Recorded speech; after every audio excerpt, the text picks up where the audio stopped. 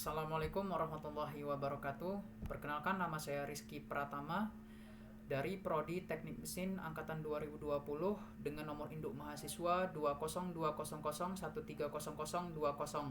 Baik, di sini saya akan menjelaskan hasil tugas saya pada mata kuliah Ilmu Hayat dan Bumi. Baik, yang pertama, soal pertama yaitu jelaskan bagaimana fenomena perubahan kesuburan dan populasi yang terjadi secara global.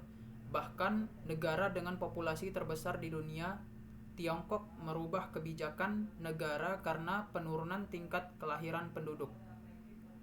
Dikutip dari laman BBC mengenai kesuburan dan populasi, menurunnya tingkat kesuburan berarti populasi di hampir setiap negara dapat berkurang pada akhir abad. Ini terjadi dikarenakan lebih banyak perempuan yang teredukasi dan bekerja, ditambah dengan meluasnya akses ke kontrasepsi, sehingga perempuan bisa memilih untuk memiliki anak dalam jumlah yang lebih sedikit. Bahkan Tiongkok yang sekarang menjadi negara dengan populasi terbesar di dunia diperkirakan akan mencatat jumlah penduduk terbanyaknya dengan 1,4 miliar orang dalam waktu 4 tahun ke depan. Pemerintah Tiongkok mengeluarkan kebijakan baru, yaitu mengizinkan orang tua memiliki 3 anak. Kebijakan ini diambil setelah laporan terbaru sensus setiap 10 tahun yang menunjukkan bahwa laju pertumbuhan penduduk di Tiongkok saat ini berada di tingkat paling lambat dalam beberapa dekade terakhir.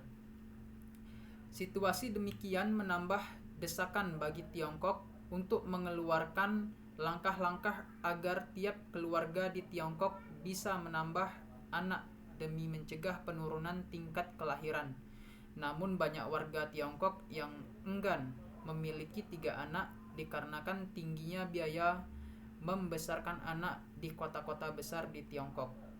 Meskipun kebijakan 3 anak melanggarkan kontrol ketat pemerintah atas hak-hak reproduksi, esensi dari undang-undang tersebut tetap mengganggu hak-hak dasar negara Tiongkok.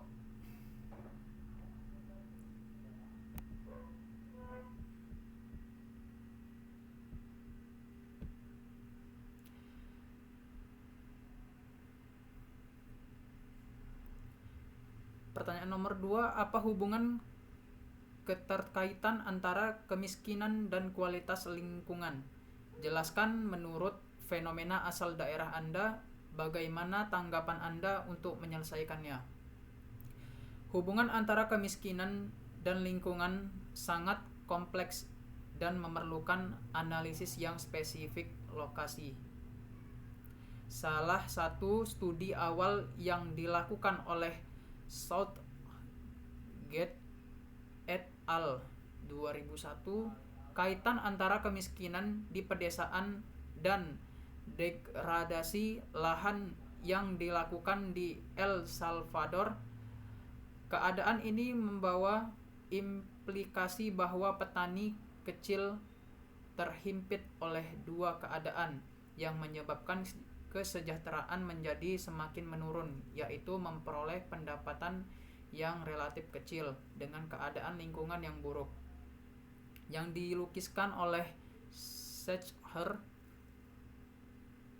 1999 sebagai alur spiral yang menurun. Hal ini menjadikan petani kecil sulit keluar dari masalah yang dihadapi karena dengan lingkungan yang buruk menyebabkan produktivitas yang rendah. Produktivitas yang rendah ini menyebabkan pendapatan yang semakin rendah.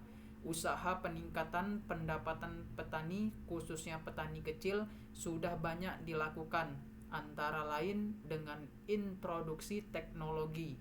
Tetapi cara tersebut hanya dinikmati oleh petani-petani yang kaya, sehingga petani yang miskin tidak banyak memperoleh manfaat. Selain itu, teknologi tersebut juga menambah terjadinya kerusakan lingkungan karena teknologi yang diintroduksi merupakan teknologi yang intensif dengan bahan kimia yang merusak lingkungan. Sumber dari jurnal Tinjauan Teoritis Pembangunan Pedesaan yang Berkelanjutan, Pengentasan Kemiskinan dan Perbaikan Kualitas Lingkungan. Seperti hal yang terjadi di Bogor, kemiskinan masih banyak terjadi, dan itulah yang menjadikan kekurangannya kualitas lingkungan. Menurut saya, cara menyelesaikannya adalah memberikan banyak lowongan pekerjaan agar berkurangnya masyarakat yang menganggur dan menurunkan harga bahan pokok.